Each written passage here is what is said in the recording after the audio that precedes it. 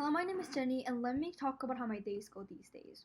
I wake up early, very early, at like 6 a.m. when it's still dark outside, and then I get on a bus and it takes me to my school, right? Where I spend my whole day doing things like English, INS, PHE, science, strings, and there's so many different things I do at school. And is that it? No. After school, I usually have volleyball practice, and if not, I got KACR, which is a Korean learning program in our school. Is that it? No. I go to my house, I got tons of summatives that's due, and if not, I got academies. My academies usually end at like 9, which means I get to home by about 10 p.m., which gives me a very limited amount of time to study, and then I sleep for like 5 to 6 hours, and this cycle goes over and over. Plus, I got high expectations for my family and friends and teachers, which makes me struggle even more.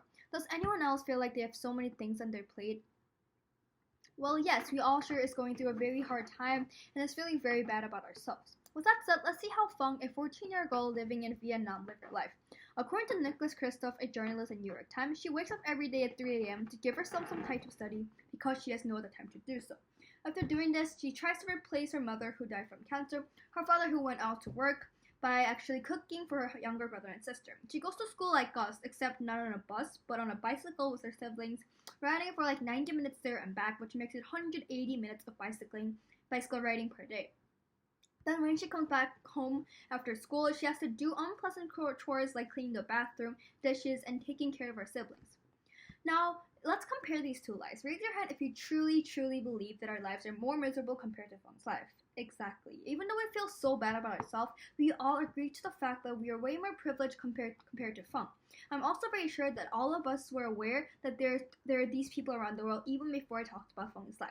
So if we all recognize these facts, then why do we not do things like donating or helping out other people that need our help?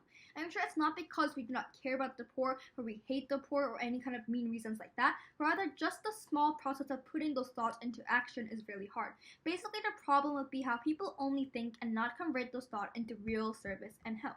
Now, I like to make a word here, right? I like to say that it is not just something you should do if you have the great luxury to do and is like a billionaire. But I like to say we should feel the great responsibility to give back to others and help the world improve.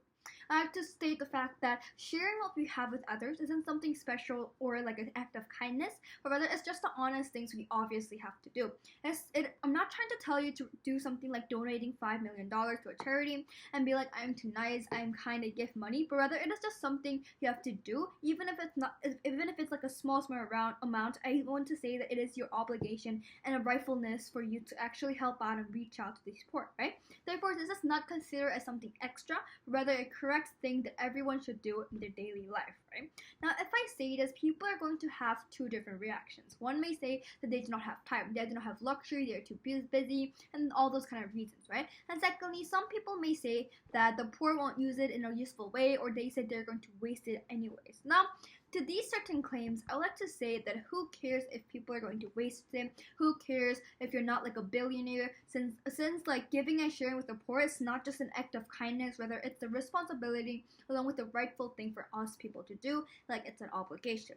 I like to say we are the chosen one. Why? Because we did not choose to be born having the parents we have. We did not choose to go to the certain schools we go. We did not choose to meet certain friends at the school. We did not choose to have good meals every single day, 3 times a day, and like good food whenever you want them, right? And just like that, the Fung girl I talked about in the beginning did not choose to be born in a certain family where herself being only a freshman in high school to take care of her whole family, right? She did not decide to do all those things, riding a bicycle for 180 minutes a day there and back to her school and those kind of things, right? The answer to that is simple, right? It clearly shows that we do not earn those things we actually get in our lives, but rather we had just got it by a chance, by a luck, and we just got it by just being born to that certain family. If that is the fact, I think we should all stay away from the mentality of thinking that I am not good enough to donate or give back, or secondly, thinking that the poor are going to waste it anyways, regardless of how they're going to use it after we help them, regardless of how they're going to treat our donation and treat our help. It is just the fact that it is just the fact that we have the capability to do so, and it's also a fact that those people need help. And if that is the case, if that is the case, we should all stop being so rational about everything and thinking about the outcomes that did not even happen, but we should all simply do the right thing since that is our obligation and duty. And that's exactly why it is so it is exactly why these kind of values that I hold is so special, since it is not requiring people to donate a whole lot of money or devote a whole lot of time into spending these poor people. You do not have to be the richest person, since it is only a very small amount of your income, no matter how much money you get. Rather, it is just an act of kindness. It is just the obligation we should just simply do as a human being, right? And furthermore, these kind of kind-hearted actions and these kind of like giving back to society does not always have to be in a form of money.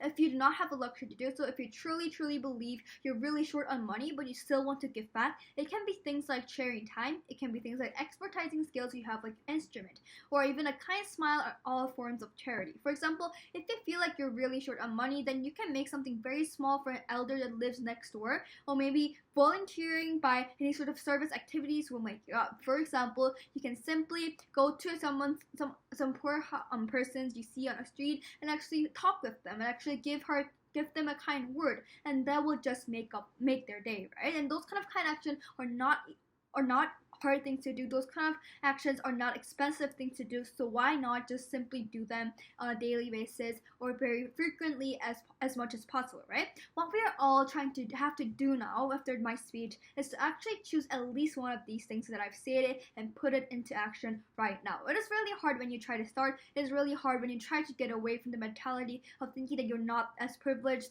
of thinking that it is just going to be a waste of your time. But once you started, you're going to feel the actual victory, actual happiness of actually helping others, giving out to others, because that is another form of happiness that nobody should have felt before actually starting to do those kind of actions, right? We should all consider ourselves as the chosen ones who are very privileged to be born in a certain family you have, to be born in a certain environment you have, and being here and living a much better life compared to so many other people out there in the world today, or even within your country. You are the privileged ones. Just the fact that you are able to watch this speech right now, just the fact that you are able to agree with me in the first few seconds of my speech where I said I'm stressed about my life due to too many work and too many expectations or whatnot, because other people are struggling because they do not have food to eat, because they do not know how to get to their school, because they do not have any transportations.